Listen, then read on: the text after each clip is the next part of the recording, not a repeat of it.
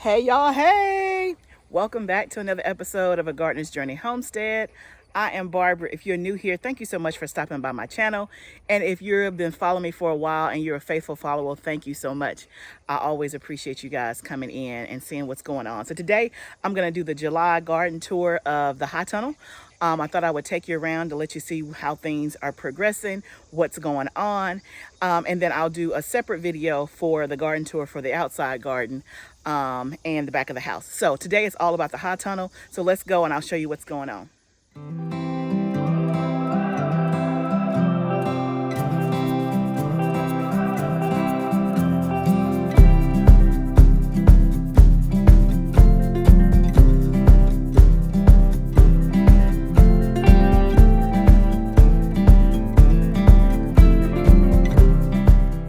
Okay guys, let's start with the seed starting table and look at my seedlings.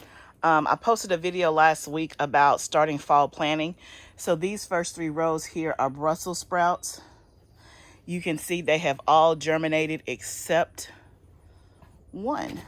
No, all of them have germinated. So I'm 12 out of 12. Awesome. And then beside it are zinnia flowers. And all of those have germinated except one. So that is always good. My germination rate is definitely getting better. I am a huge fan of starting seeds. So you can see I just did these last Tuesday. When I'm recording this video, it's Monday. And they were germinated by Friday. No, by Saturday. All of these were germinated by Saturday. So looking good. Over here is just some of the herbs I've kept on the table. That's the oregano. That's mint. It's struggling a little bit. But let me show you my lime tree. I'm starting to see a little action. I think that's like a little lime forming. Oh, I'm so excited. I see some buds. I don't see anything on the lemon tree yet. So this is my first time doing those, but it looks like I have some limes budding or starting to form. But when I read online, it said that it takes like 3 to 5 years. So I'm not sure. But then over here is the eucalyptus. It's going well. If anybody has grown eucalyptus, I want to move this and put it in a raised bed because I figure it'll grow more, or take a cutting from it, but I don't know how to do that. So if you've grown a eucalyptus, let me know what my options are. Moving here in this pot are the Japanese sweet potatoes. They're a purple sweet potato that one of my friends gifted me some slips. So we're doing that for the first time. We'll see how those are. And then in raised bed 1, I've taken up all of the lettuce. So there's nothing in this bed but peppers. And on another video, you guys saw me put my 2 tomato transplants in there. So they seem to be adjusting well. Starting to see some yellow flowers there. My peppers are moving slow. They're not doing much.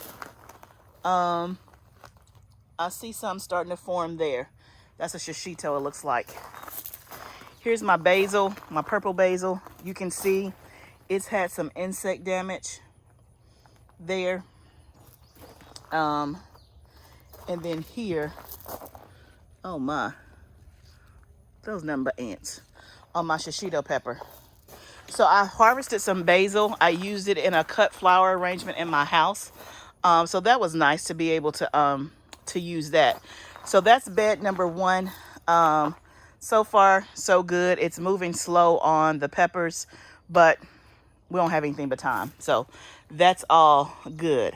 But let me show you my new plant in the greenhouse. Y'all, look at this in this pot. And let me bring you closer so you can see these little bitty tiny peppers. Do y'all see that? That's my new plant. Now, I cannot tell you the name of it because I don't know. It was a gift for me. And actually, y'all, my doctor gifted me this plant.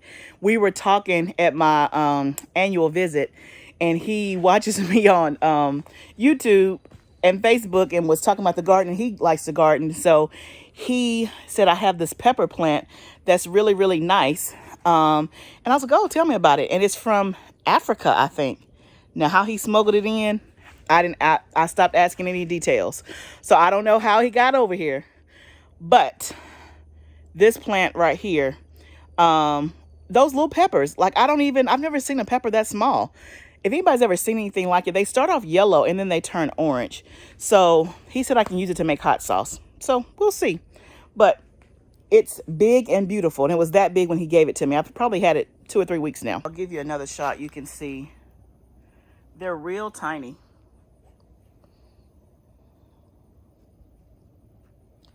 Real tiny. So let me back up so you can see how big it is. It's big. It's in a pot. So then over here in this bed, this is where I remember I had onions that didn't do so great. And then I put some flowers in the back. But now I'm growing green beans. These are the Blue Lake bush beans. So they're taken off. They've been in here maybe 2 weeks. So they're taken off. So I'm going to grow them and try them in a raised bed. I haven't tried that before. And then in the bed beside it, I just planted these seeds last week. I think I took, that was on a video as well. This is squash in the raised bed. So this row here on the left is the Waltham butternut squash. You can see it's germinated. I did this again 6 days ago and it has come up nicely. And then over there on that side is honey nut squash. And then moving over here, y'all, look at these sweet potatoes. That has filled out. If you go back and see the videos from last month and the month before that, so 2 months ago I planted them, they have really taken off. Remember, I was nervous about these sweet potatoes because they weren't doing well at first, but look at them now. They are filling out. So then over here are the flowers. This is the flower bed. And so far, so good. No issues there. Of course, I had sunflowers in here, and I've already harvested those. Those were just the single stem pro cut sunflowers. And I'm going to harvest some more flowers out of here to put in my house. But they brought a lot of pollinators into the garden, so that's been good. Then here, this is one of my favorite flowers in the corner here. This is a Celosia. I think it's called, I don't remember what kind of Celosia it is. I see the tag, but that's an ant down there, so I'm not getting bit today. Speaking of bees, you can see there's one right there on that zinnia going to town. But in this bed are peppers. And then I have 2 tomato plants right there. And then I have an eggplant coming right there. So I only planted 2 eggplant plants. My eggplant last year didn't do so hot. So, and we like it, but we don't love it to cook it. And I can't find a way to really preserve it. So yeah, on the eggplant, I only planted 2 because I just wanted, again, I don't know if they give you more than, y'all, my hair is already just sweat out. It's not even that hot outside. It's just really humid in the greenhouse. I don't even know what the temperature is. But it's probably only like 80 degrees outside. But anyway, on the eggplant, so I only planted 2 because I just wanted some, not a whole lot. And again, there's not really a good way that I know of to preserve it. So I didn't want a whole lot. So that's why I only did 2. But let me show you the rest. Here is the circular bed here. This is all flowers. I had some zinnias in the back, but they got eaten up by bugs. What's still hanging on, these are China asters. This is another 2 Celosias as well. And you can see, if you can see that the bees are in here for sure. So that's one thing about having flowers in your garden. It's very beneficial to bring the pollinators and the bees. So over here is the herb bed. And I made my first big harvest of the herbs last week. So you can see my basil. Hopefully it'll come back. There's my Dusty Miller. There's some rosemary back there. That's Thai basil and that's sage. So all of that has done well. So y'all, let me tell y'all what I did with all my herbs. I wish there was like a smell thing on this video so you could like just sniff and smell stuff. Y'all, so I harvested a whole bunch of herbs last week, and I made some Tuscan herb salt. It smells so good. Like the aroma of it, like, you know, sometimes you eat with your senses before you even put the food in your mouth, right?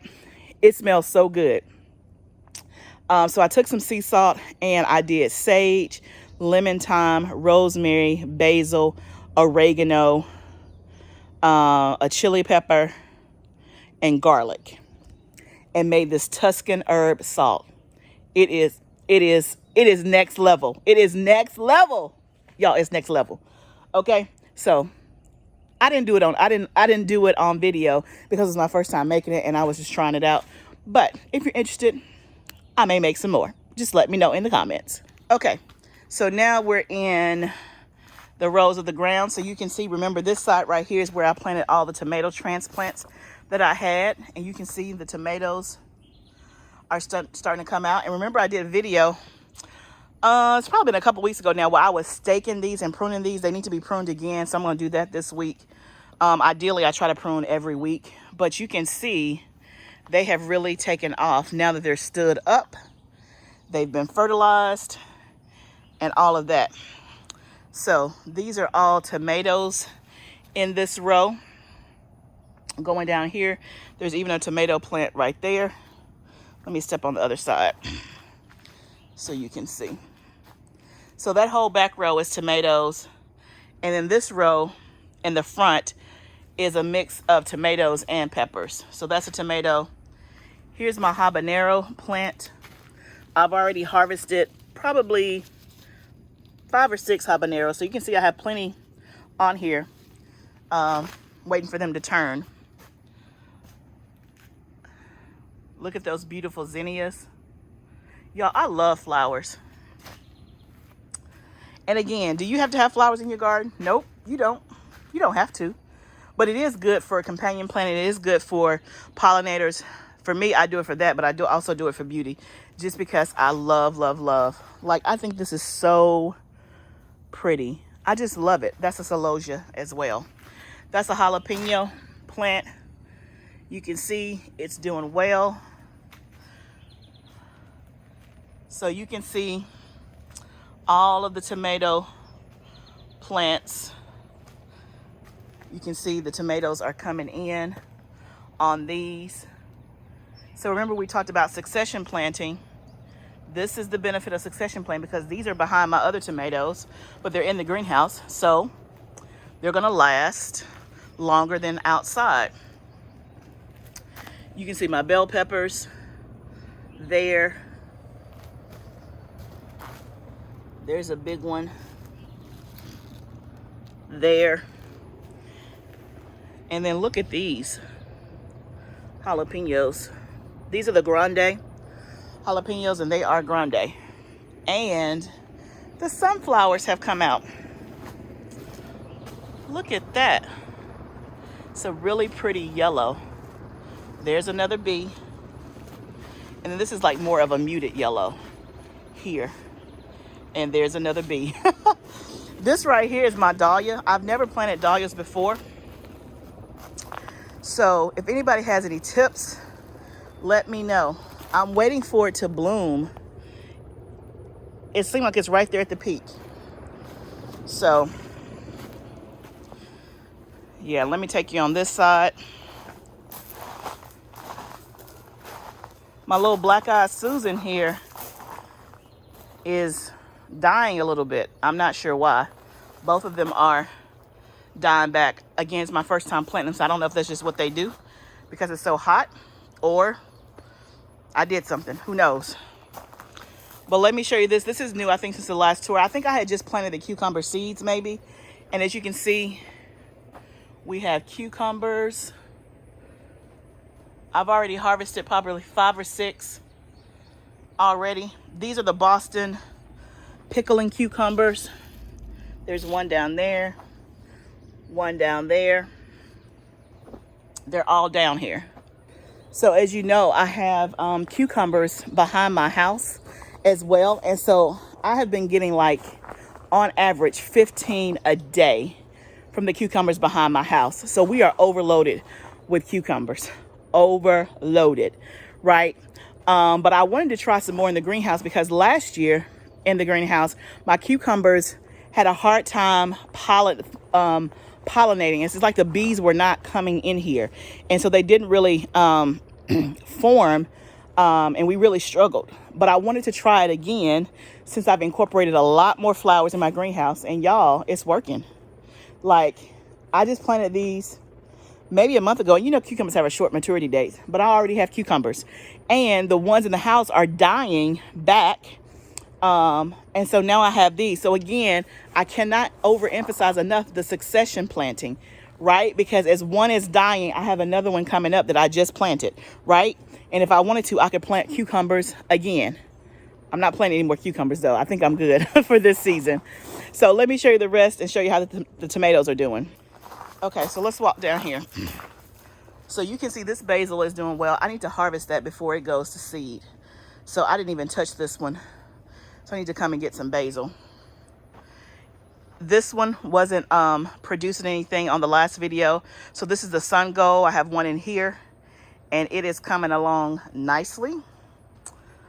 More tomatoes there. And again, when you prune, you know you have less tomatoes but bigger, right? So definitely, I would say it's probably less tomatoes than what I've pruned, but I like it this way better because it's easier to manage. So I got tomatoes coming there. I need to stand this guy up. This has become one of my favorite marigolds. It's like a white Kilimanjaro. I need to deadhead that one and stake it up. Some more tomatoes there. This is the new one that I planted last week that I showed you guys, a transplant. So I see some yellow flowers. It's doing good. And then over here, of course, I planted these black-eyed peas. This is my second sowing of black-eyed peas, and I just noticed today they are starting to form. They are starting to form just like that. And let me see if I can get through the tomato jungle. This stuff is a little close. More tomatoes there. But yeah, you can see I have black-eyed peas coming. So I'll now have 2 rows that I can harvest from. Remember, this is the original row of black-eyed peas. I've harvested off this 3 times. So usually twice a week I was doing it. Now I'm just letting it go once a week, and I just get a whole bunch at one time, so I don't have to like pick them, freeze a little small bag, then pick some more. So I'm gonna harvest today. So you can see it's been about 6 days since I harvested, and they're coming in. We had a huge batch last week that we had over the weekend that we cooked. They were so good. It's nothing like fresh stuff from the garden. So all this row, all the way down, are black-eyed peas, and I have tons of them, as you can see. And then I'll have more on this other row here, the one that I planted about a month ago. So again, more succession planting. So that is a quick rundown of what's going on in the high tunnel. So you guys can see that things are doing well in the high tunnel overall. And I felt like I was on repeat on a couple of things. One is, you heard me say many times, hey, I tried this last year, it didn't do so well, so I tried it again. And there's a lesson in that, right? I always say it's a journey. Don't try something one time and give up. I don't know if this is a hard rule, but I told myself at least try 3 times, right? At least 3 times. And then maybe if for some reason you cannot get it to grow, you put that one down and just say, hey, I'll buy that from a local farmer, or I'll buy a transplant, or I'll try again in a couple years. I don't know. But at least 3 times, I would say. Because there's stuff that I tried last year that didn't work as well. Tomatoes, right? The cucumbers inside the high tunnel. Eggplant. but I'm doing it again, and I now have better results, right? With more information, with more knowledge, with understanding how your soil works, understanding what conditions you put them in, right? So again, I plant in different places because I have the space. So I'm planting in raised beds behind my house. I'm planting in raised beds in the high tunnel. I'm planting in the ground in the high tunnel. I'm planting in the ground outside, right? So a lot of times I may have a crop that's in 3 different places because I'm trying to understand, I'm trying to learn and see where things grow best. If you fast forward 10 years from now, will I still be doing that? Maybe for a new crop, but by then I'll know what works in my area and in my soil, right? And so I just encourage you to try, experiment, right? If, again, with the eggplant, I experiment with 2 plants, right? Because I like eggplant, but again, I don't want so much that I have to preserve it and try to do something with it, right? And I just wanted to see if I could get it to work. Now, I wanted to try some in the in-ground, which I didn't get a chance to do. And I need to look up the maturity date because I may still be able to do it. But again, it was an experiment. So that's one thing that I feel like I kept saying on this tour is, hey, I tried it last year, it didn't work, I'm trying it again. The other thing that I kept saying was succession planting. And again, I want to re-emphasize that. If you're in a long growing season, I'm in zone 7A, I'm in Tennessee. And so I have a really long growing season, 100+ days, which means I can plant multiple plantings of a crop because of short maturity dates and because I have a long growing season. If that is you, make sure that you're taking advantage of that, right? If you're in a long growing season, go ahead and plant something today, right? Get you another crop in, right? It all works together. So I felt like I was like on the records, they just like, well, I'm telling my age now, but you know how they used to scratch it, like repeat on the record or whatever. I feel like that's how I was today, but it's all good stuff. I appreciate you guys hanging out with me today to see what's going on in the high tunnel. I'll do a separate video of the garden outside because I don't want it to get too lengthy or whatever. I know everybody is busy, but I appreciate each and every one of you. Thank you so much for every tip, every encouragement, every like, every subscribe. If you like what you're seeing, please subscribe to my channel. Please share it on your social media. Tell somebody else about it. Because remember, gardening is a journey. It's all of us together. Let's grow together. And then what does my shirt say? Grow it now. Grow it now. I'll see you next time.